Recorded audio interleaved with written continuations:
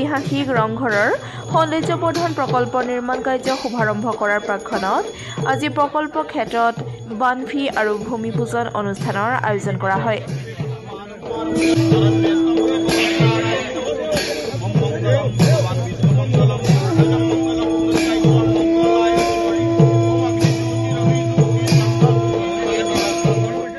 অনুষ্ঠানত ৰাজ্যৰ মুখ্যমন্ত্ৰী ডক্টৰ হিমন্ত বিশ্ব শৰ্মা মুখ্য অতিথিৰূপে উপস্থিত থাকে।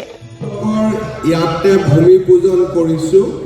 সেই প্ৰকল্পটোৰ যোৱা 14 এপ্ৰিল তাৰিখে প্ৰধানমন্ত্ৰী নৰেন্দ্ৰ মোদী ডাঙৰীয়াই আধাৰশিলা স্থাপন কৰিছিল। ডক্টৰ শৰ্মাই নিজ ভাষণত এক নতুন কৰ্মযজ্ঞৰ আৰম্ভণি হৈছে বুলি কয়। ৰংঘৰ প্ৰকল্পৰ উপৰি শিৱসাগৰ মহাবিদ্যালয় বিশ্ববিদ্যালয় পৰ্যায়লৈ উন্নীত কৰাৰ লগতে ভালেমান উন্নয়নমূলক কাম জিলাখনত ৰূপায়ণ কৰা হ'ব বুলি শৰ্মাই প্ৰকাশ কৰে। ডক্টৰ শৰ্মাই নিজৰ ভাষণত ৰংঘৰৰ ৰূপহী পথাৰত নিৰ্মাণ হ'ব লগা প্ৰকল্প 2026 চনৰ ভিতৰত সম্পূৰ্ণ হ'ব বুলি জানিবলৈ দিয়ে। আনহাতে অহা মাহৰ পৰা শিৱসাগৰত এখন চিকিৎসা মহাবিদ্যালয়ৰ কাম আৰম্ভ হ'ব বুলিও ডক্টৰ শৰ্মাই নিজৰ ভাষণত প্ৰকাশ কৰে। ইয়াৰ উপৰি 187 কোটি টকা ব্যয় কৰি দিখৌমুখ পাৰঘাটৰ পৰা নাজিৰা তিনিআলিলৈকে পথ নিৰ্মাণ, শিৱসাগৰ জিলা কাৰাগাৰ স্থানান্তৰ কৰা, শিৱসাগৰৰ আৱৰ্ত ভৱনক পৰ্যটকৰ আকৰ্ষণৰ কেন্দ্ৰ কৰি নতুন ৰূপত গঢ় দিয়া আদিকে ধৰি ভালেমান নতুন উন্নয়নমূলক কামৰ পৰিকল্পনা কৰা হৈছে বুলি শৰ্মাই নিজৰ ভাষণত প্ৰকাশ কৰে। উল্লেখযোগ্য যে ৰূপহী পথাৰত থকা ৰংঘৰ আৰু ইয়াৰ চৌপাশত ৰূপায়ণ কৰিবলৈ লোৱা এই প্ৰকল্পৰ জৰিয়তে শিৱসাগৰ জিলাক এক আদৰ্শ পৰ্যটনস্থলীৰ ৰূপে গঢ়ি তোলাৰ বাবে অসম চৰকাৰে এক অভিলাষী পৰিকল্পনা গ্ৰহণ কৰিছে। এই সৌন্দৰ্য বৰ্ধন প্ৰকল্পৰ অধীনত 83 বিঘা ভূমিত পৰ্যটক তথ্য কেন্দ্ৰ, নাওঘৰ, সাংগীতিক ফোৱাৰ, নৌকা বিহাৰ, 3000 আসন সম্বলিত প্ৰেক্ষাকক্ষ, শিল্পী গাঁও, শিশুৰ বাবে খেলা ঠাই, ভোজন কক্ষ, মুক্ত শৰীৰ চৰ্চা কেন্দ্ৰ, অতিথিশালা, ক্লক টাৱাৰ, পোহৰ আৰু শব্দৰ প্ৰদৰ্শনীৰ ব্যৱস্থা, প্ৰাচীৰ চিত্ৰ, দেৱাল প্ৰাচীৰ চিত্ৰ, দেৱাল আৰু মুকলি ক্ষেত্ৰ গঢ়ি তোলা হ'ব।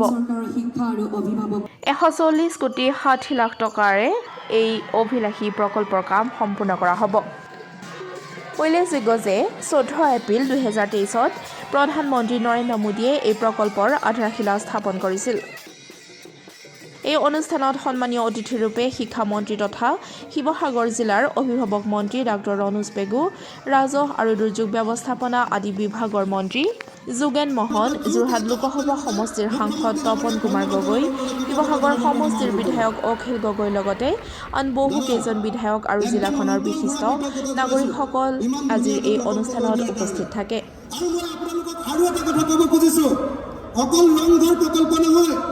শিৱসাগৰক বিশ্ব ঐতিহ্য ক্ষেত্ৰ কৰিবৰ কাৰণে আমাৰ যি গৱেষণা চলি আছে, মই মুখ্যমন্ত্ৰী ডাঙৰীয়াৰ ওচৰলৈ যেতিয়া গৱেষণাৰ কাৰণে 1 কোটি টকা এটা বিচাৰি গৈছিলোঁ, মুখ্যমন্ত্ৰীয়ে এটা বাক্য খৰচ নকৰাকৈ লগে লগে 20 লাখ টকা এটা অনুমোদন দি কৈছিলে যে বাকী 80 লাখ টকাও তোমাক লগে লগে অনুমোদন দিয়া হ'ব। ৰংঘৰৰ সৌন্দৰ্য বৰ্ধন প্ৰকল্পৰ ভূমি পূজন কৰিলোঁ। প্ৰায় 140 কোটি টকা খৰচ কৰি ৰংঘৰৰ সৌন্দৰ্য বৰ্ধনৰ কাম আমি আৰম্ভ কৰিম, যি আমি নতুনকৈ 83 বিঘা ভূমি লৈছোঁ।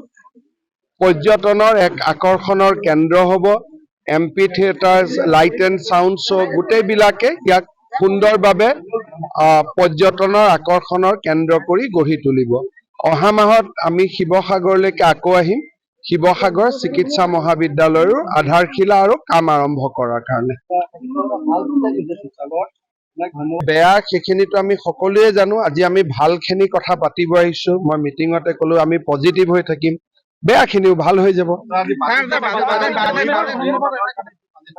চাওক, আমাৰ বাজেটৰ ক্ষেত্ৰত অহাকালি মই সাংবাদিক মেল কৰি ভালকৈ ৰিয়েক্ট কৰিম। গতিকে যিটো 10 বছৰৰ ইকনমিক ষ্টেবিলিটি আৰু প্ৰস্পাৰিটি, এই দুইটাই ইণ্টাৰিম বাজেটখনে ৰিফ্লেক্ট কৰিছে। বাজেটখনৰ ওপৰত অহাকালি মই ভাল কৰি আৰু ব্যাখ্যা কৰিম।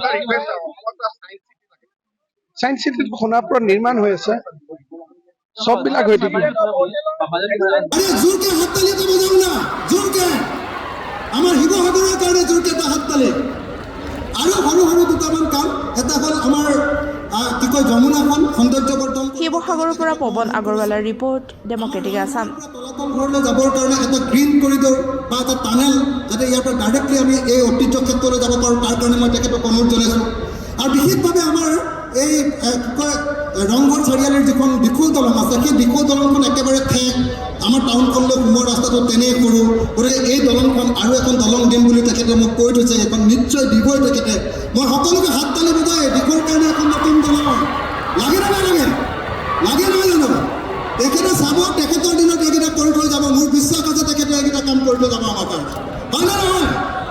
আৰু লগতে দিখৌৰ যিখন আমাৰ 200 ষ্টীলৰ ব্ৰিজখন, সেইখন সংৰক্ষণ কৰিম বুলি তেখেতে কৈ থৈছে, গতিকে এইটো কৰিব বুলি আশা কৰিছোঁ। আৰু বেছি দীঘলীয়াকৈ নকওঁ, বেছি দীঘলীয়াকৈ কৈ থাকিলে তেখেতে। আৰু আমাৰ আটাইতকৈ এছিয়াৰ আটাইতকৈ ডাঙৰ যিটো পুখুৰী, আমি শিৱসাগৰ পুখুৰীৰ কাৰণে 10 কোটি টকাৰ চেংচন কৰাইছোঁ দেই।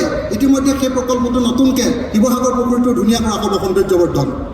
এতিয়া তেনেকৈ আমাৰ জয়সাগৰ পুখুৰীটোৰ কাৰণেও তেখেতে এটা প্ৰজেক্ট কৰি থৈ গ'লে, তেখেতক আৰু আমি একেবাৰে শিৱসাগৰ তৰফৰ পৰা কেৱল কৃতজ্ঞতাই জনাই থাকিম, নহয় জানো? সকলোৱে নহয় জানো? দাদা শুনি আছেনে নাই? দাদা এইটো কৰি দিব। আমি সকলোৱে শেষত শিৱসাগৰবাসী ৰাইজৰ তৰফৰ পৰা আৰু খালি আমাৰ নিমাই যাবলৈ যোৱা বৰপাত্ৰ আলিটো, সেইটো মানে এই ৰেলৰ অভাৰব্ৰিজখন বা ৰেল গেট এখন লাগে, সেইটোও মই একেবাৰে শেষবাৰৰ কাৰণে অনুৰোধ জনালোঁ। এইখিনি কথা কৈ সকলো শিৱসাগৰবাসী ৰাইজৰ পৰা আটাইতকৈ জোৰকৈ হাত তালি এটা বজাবৰ কাৰণে অনুৰোধ জনাইছোঁ, জোৰকৈ। আজিৰ দিনটো আমাৰ শিৱসাগৰবাসী ৰাইজৰ কাৰণে আটাইতকৈ গৌৰৱৰ দিন, আধুনিক শিৱসাগৰ ইতিহাসৰ আটাইতকৈ গৌৰৱৰ দিন। আৰু এইটো সম্ভৱ হৈছে শিৱসাগৰৰ, এই দিনটো সম্ভৱ হৈছে আমাৰ মাননীয় হিমন্ত বিশ্ব শৰ্মা ডাঙৰীয়াৰ কাৰণে।